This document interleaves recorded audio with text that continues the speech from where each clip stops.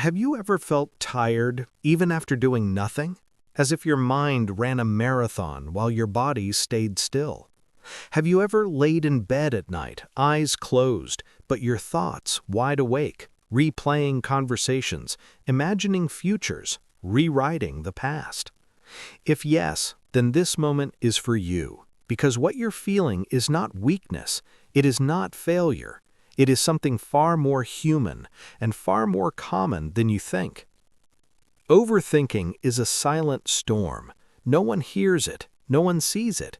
From the outside, everything looks normal. You show up, you smile, you function. But inside, your mind is loud, relentless. It jumps from one thought to another, from what if to what if, never landing, never resting.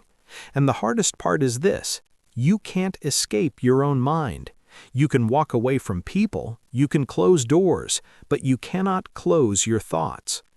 Maybe you overthink your mistakes. Words you said years ago still echo in your head. Maybe you overthink your future. You imagine problems that haven't happened yet, and your body reacts as if they already have. Or maybe you overthink people, what they meant, what they felt, what you should have done differently.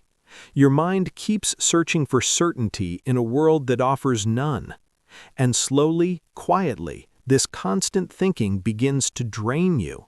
Not in dramatic ways, not all at once, but in small, invisible moments. You feel heavy for no clear reason. You feel anxious without knowing why. You feel stuck even when nothing is holding you back. This is the cost of thinking too much. It doesn't just take your time. It takes your energy, your peace, your ability to be present. What makes overthinking so powerful is that it feels productive. It feels like you're doing something important, like you're solving problems, like you're being careful. But most of the time, you're not solving anything. You're just reliving pain or borrowing trouble from a future that may never come. Your mind confuses movement with progress, noise with clarity. Here's the truth most people never hear. A mind that thinks too much is often a mind that cares too deeply. You didn't become an overthinker because you're broken. You became one because at some point, your mind learned that thinking ahead could protect you from disappointment, from rejection, from pain. Overthinking is not your enemy. It is a survival habit that stayed too long. But survival mode is exhausting. It keeps you alert, tense, always ready for something to go wrong. And when you live like that for too long, your nervous system forgets how to rest. That's why even quiet moments feel uncomfortable. That's why silence feels loud. That's why peace feels unfamiliar. If you're watching this right now, there's a reason. Something in you is tired of living only in your head. Something in you wants relief, wants clarity, wants to feel light again. And here's the reward I promise you for staying until the end of this video. Not instant happiness, not empty positivity, but understanding. The kind that loosens the grip of your thoughts. The kind that makes you breathe deeper without forcing it. The kind that reminds you that you are more than the noise in your mind. Because once you understand why your mind behaves the way it does, you stop fighting yourself. And when you stop fighting yourself, healing begins, slowly, gently, naturally. You don't need to silence your thoughts completely. That's not the goal. The goal is to stop letting them control your life, to stop believing every thought deserves your attention, to learn the difference between thinking and living.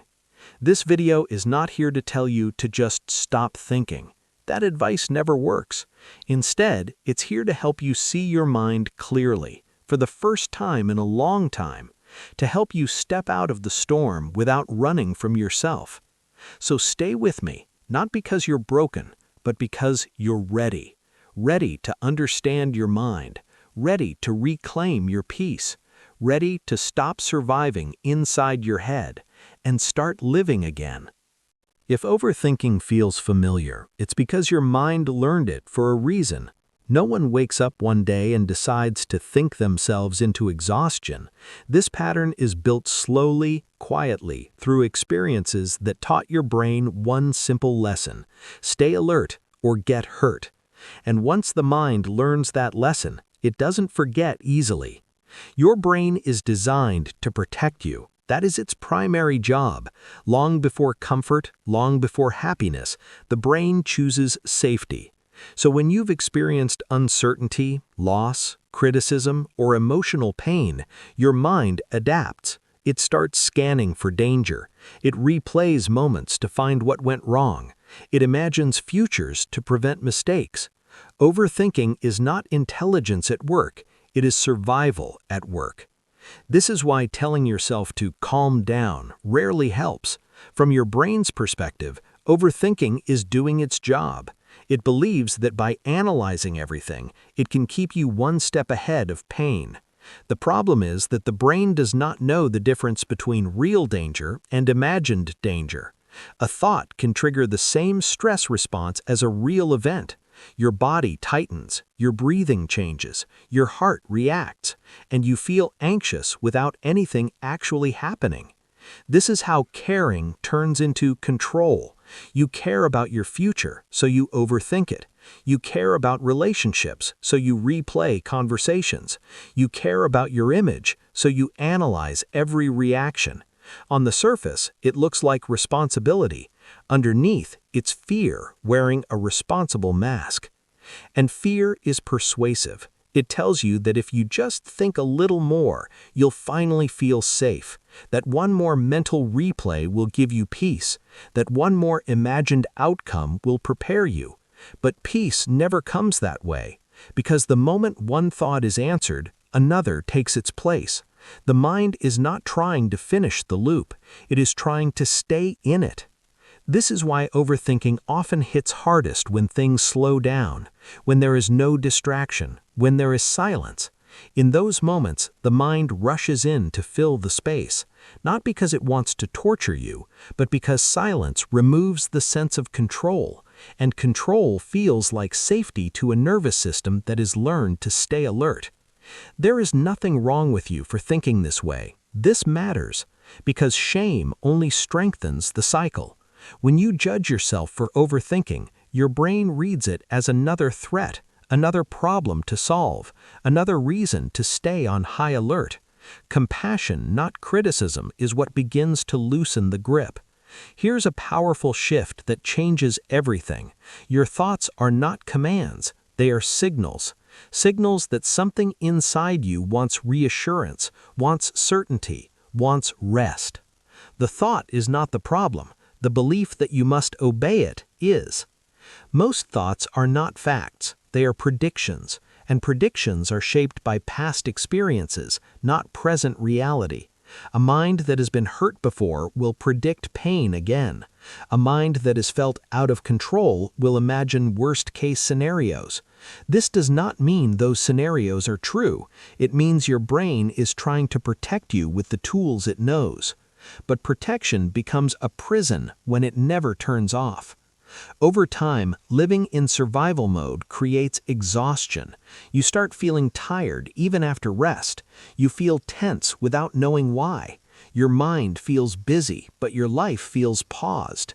This is the hidden cost of overthinking. It keeps you mentally active while emotionally stuck. The real danger is not the thoughts themselves, it's identifying with them.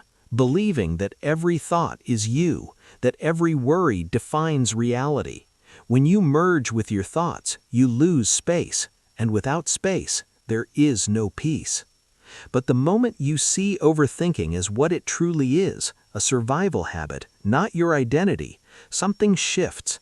You stop asking, "What's wrong with me?" and you start asking, "What happened to me?" And that question opens the door to healing.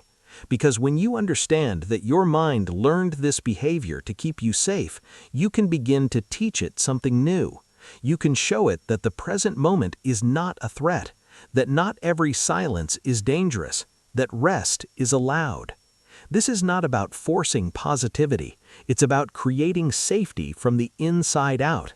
and safety is what calms a mind that thinks too much. The storm does not stop because you fight it.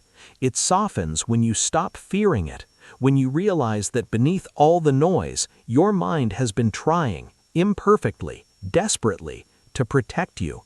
And once you see that, you're no longer trapped inside your thoughts. You're standing just outside them, and from there, change becomes possible.